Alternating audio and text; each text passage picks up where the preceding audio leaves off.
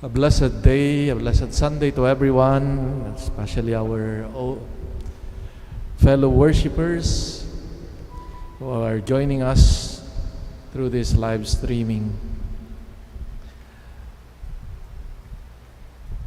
One said that the clearest way to show what the rule of law means to us in everyday life is to recall what has happened when there is no rule of law at all. Written by Dwight Eisenhower. Now, that we can see the importance of law when we compare it to situations that there are no rule of law at all. Take just for example the traffic rules. No? If anything goes, when no one obeys the traffic rules, diretso lang kahit, walang hinto kahit red na,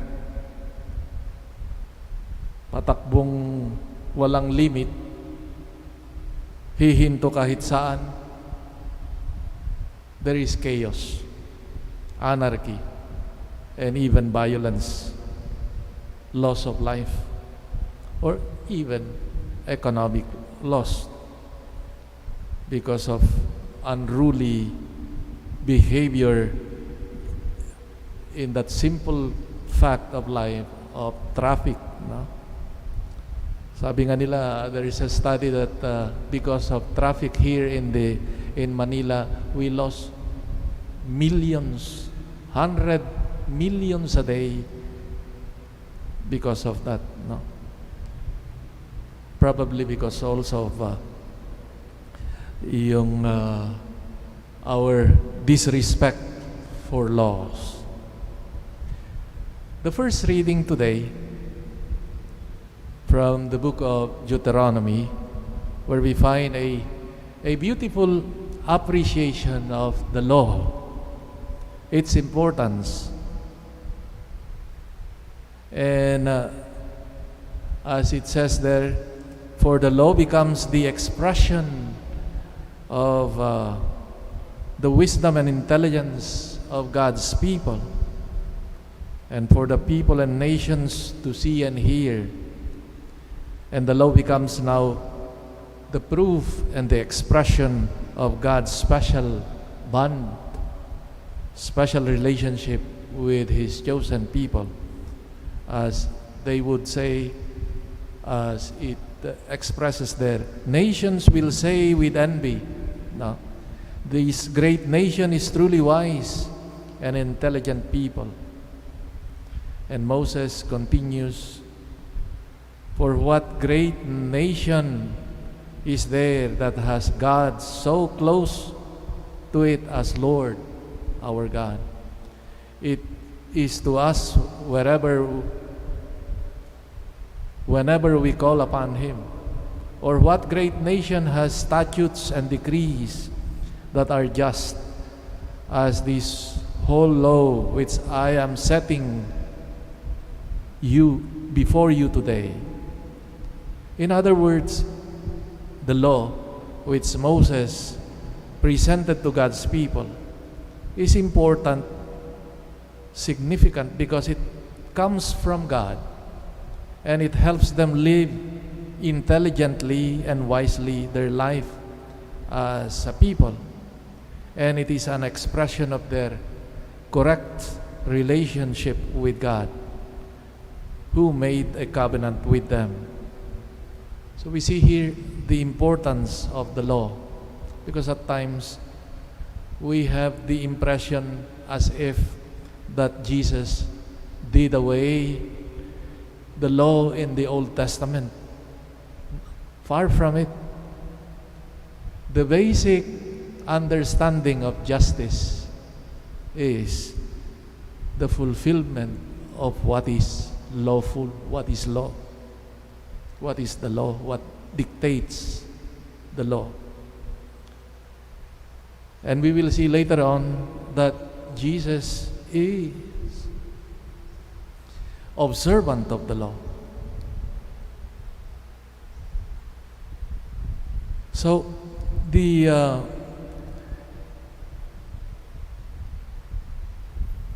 this is seconded, for example, this idea is seconded by the responsorial psalm today, which says, the one who does justice will live in the presence of the Lord.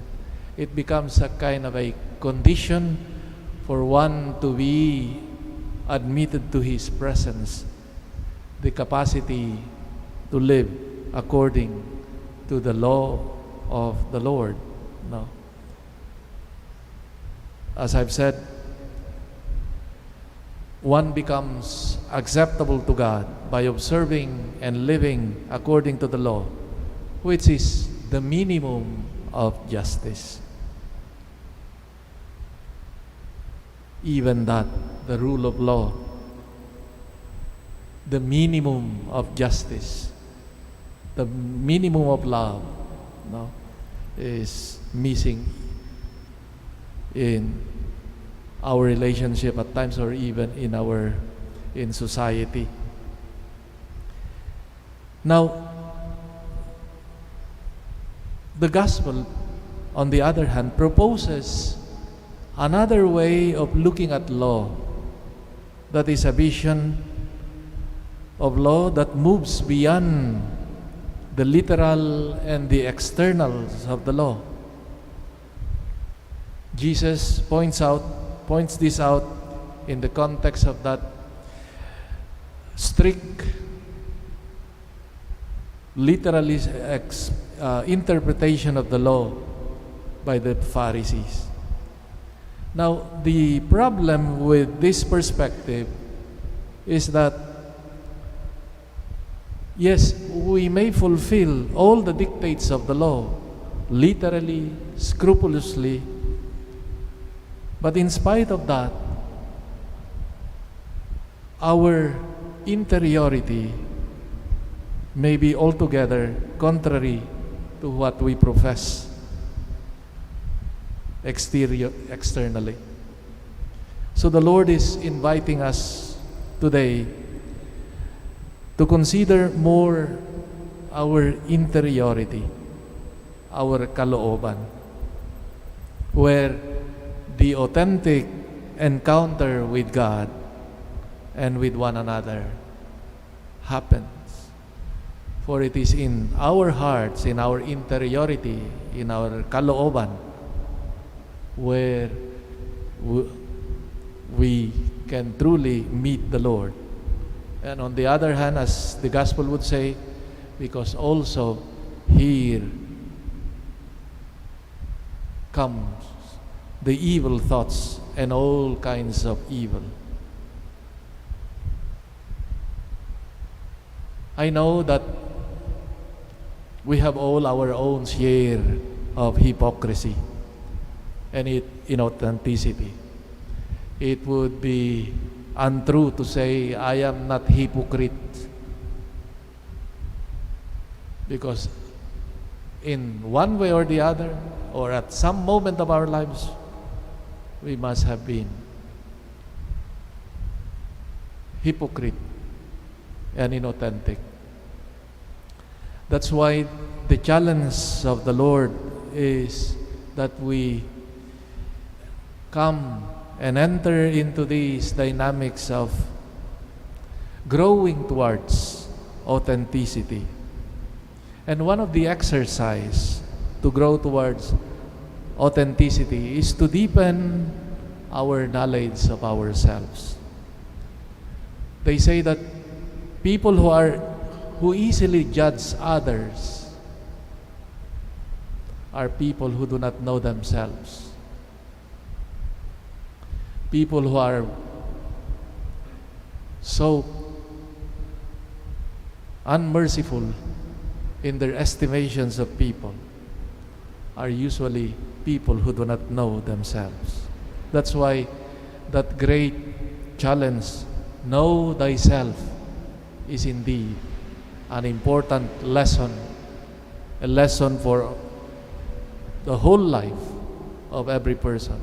Because in knowing well ourselves, that we come face to face with the reality of our own hypocrisies and inauthenticities.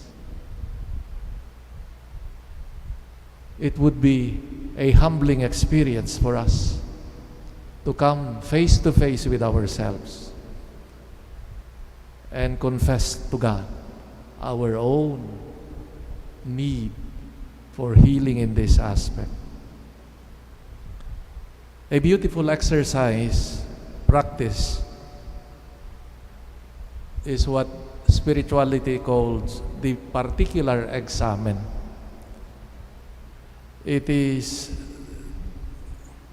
confronting ourselves every day, or to make a review of our life's conduct,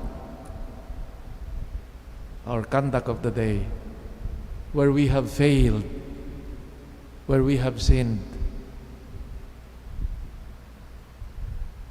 And in the silence of our hearts, in the silence where we cannot pretend anymore, because God knows us very well.